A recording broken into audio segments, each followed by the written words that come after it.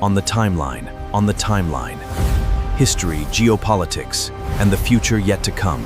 Ask questions, explore time. For decades, India's approach to its nuclear arsenal followed a strict rule of separation.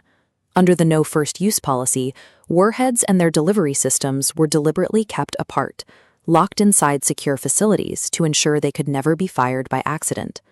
That baseline shifted with the release of the Stockholm International Peace Research Institute's 2026 yearbook. The data in this report maps out the current reality of South Asian arsenals. This visualization shows the current regional stockpile distribution. India holds approximately 190 nuclear weapons, while Pakistan maintains 170. Look closely at the Indian inventory. For the first time, 12 of those 190 warheads have been pulled out of reserve storage and placed into active deployment. This is not a temporary exercise. The Indian military has executed a permanent structural pivot, moving from passive stockpiling to high-readiness operational deterrence. Two distinct pressures forced this decision. On the ground, a severe tactical escalation in May 2025 tested the limits of regional stability.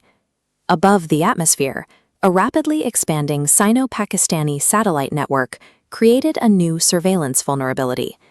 By placing these 12 warheads on continuous alert, India alters the escalation ladder in South Asia, forcing adversaries to calculate the immediate, guaranteed consequences of an attack before initiating one. The left side shows a stockpiled system.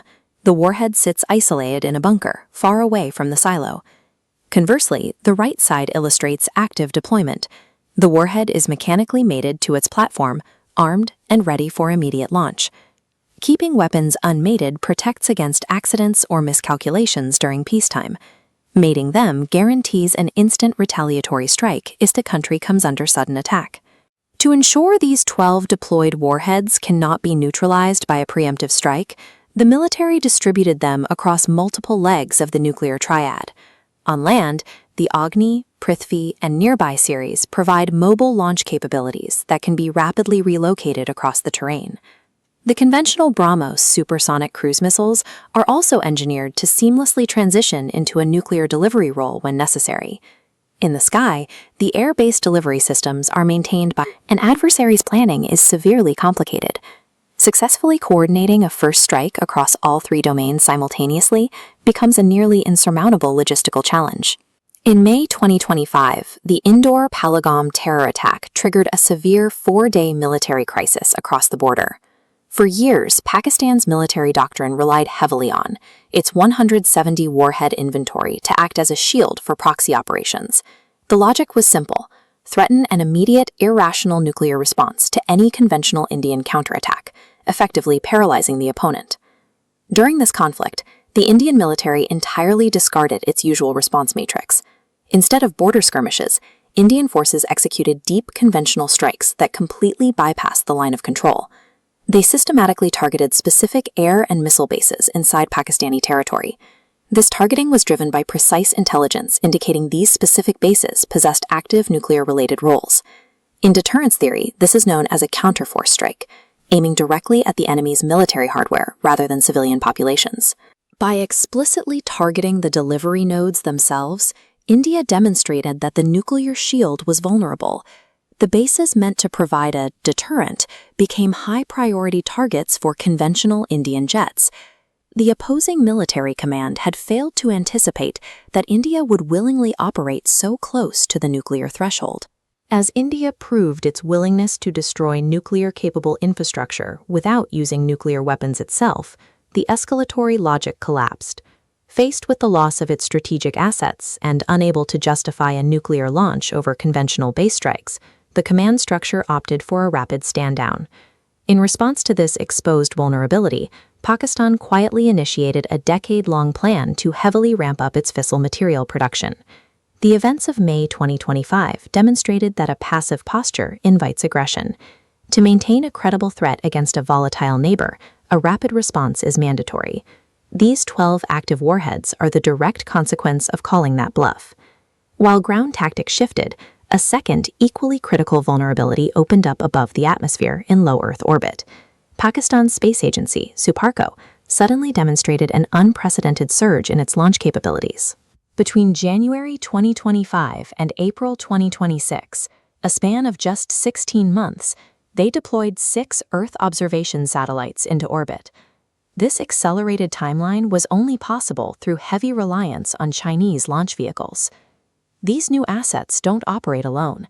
They integrate directly with established Chinese networks, like Yagan and Goffin, creating a massive data-sharing surveillance web over South Asia. The hardware itself is advanced. The HS-1 hyperspectral satellite can pierce through traditional military camouflage to identify concealed targets. Then, in April 2026, the network expanded further with the launch of the PRSC-EO3. This unit is equipped with AI-assisted data processing, specifically programmed to conduct multiple daily sweeps along the India-Pakistan border. This constant tracking creates what military strategists call C4ISR compression. When an adversary watches your movements from space in real time, your window to react to an incoming attack shrinks to near zero. The continuous overhead sweeps systematically strip away the secrecy of mobile missile launchers on the ground. If an adversary has the real-time coordinates of your defensive assets, the hours required to manually transport and attach a warhead during a crisis become a fatal bottleneck. Bypassing that delay with 12 actively deployed weapons is the mandatory technological countermeasure to satellite surveillance. We have tracked the billions spent on nuclear deterrence and orbital observation. Now look at the actual socio-economic realities unfolding on the ground. Across the border, Pakistan-occupied Kashmir is experiencing severe internal instability as the state struggles to maintain control. The state recently deployed 14,000 security personnel from the mainland. They fired live ammunition into crowds of unarmed civilians who were protesting for access to basic utilities like flour and electricity. The unrest stems from deep economic exploitation. Currently, 70% of the region's irrigation water is siphoned off to mainland Pakistan, leaving the local population to deal with extreme food insecurity. Directly across the line of control, India's Jammu and Kashmir presents a stark contrast.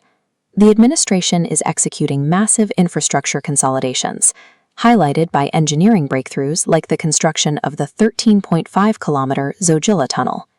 The regional economy is scaling rapidly, with an investment budget surpassing 5,800 crores and the successful launch of over 1,300 new local startups.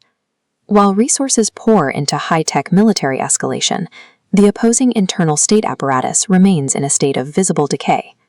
India employs a dual-vector strategy, aggressively hardening its external borders with active nuclear deployment, while executing total economic consolidation internally. The deployment of these 12 warheads serves a specific economic function. It creates the stable perimeter required to insulate India's growth from a failing neighborhood, ensuring the national trajectory remains undisturbed. I hope you enjoyed this deep dive. If you want to keep exploring history with us, make sure to subscribe to Ask the Timeline and turn on notifications. Every like helps this channel grow and keep